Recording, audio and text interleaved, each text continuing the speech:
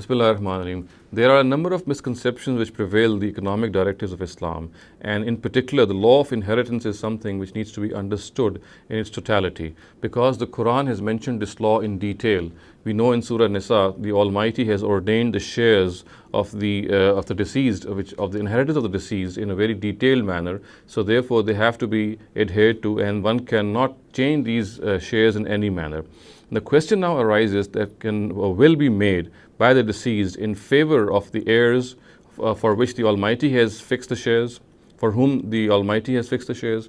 The answer to this question is that as far as the shares of the Quran are concerned, which the Almighty has fixed, they are based on that familial relationship which the heirs carry for the deceased, or which the heirs have for the deceased, and they cannot be changed. And therefore, as the prophetic tradition emphatically says, La wasiyat liwaris, there is a will cannot be made in favor of the heirs of a deceased. So we cannot make a will, we cannot bequest any amount to the heirs. A deceased cannot do that as far as the familial relationship between his heirs and himself is concerned.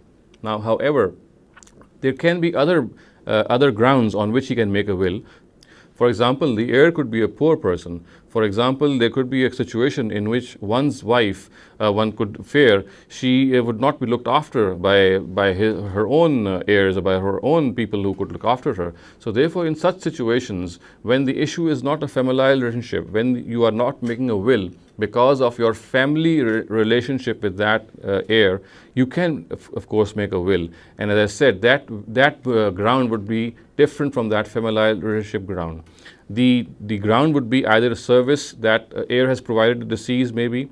It could be the fact that that particular heir has been left behind in the walk of life. He is deprived of something. So in such cases, the will can be made in favor of all legal heirs, and it should be understood that if a person makes a legal heir, he makes a will in favor of a legal heir on these grounds, he would not be annulling the issue of the Quran or the directive of the Prophet, which says that no will can be made in favor of an inheritor of an heir, because in that case, the will was made on the basis of that person's familial relationship with the deceased.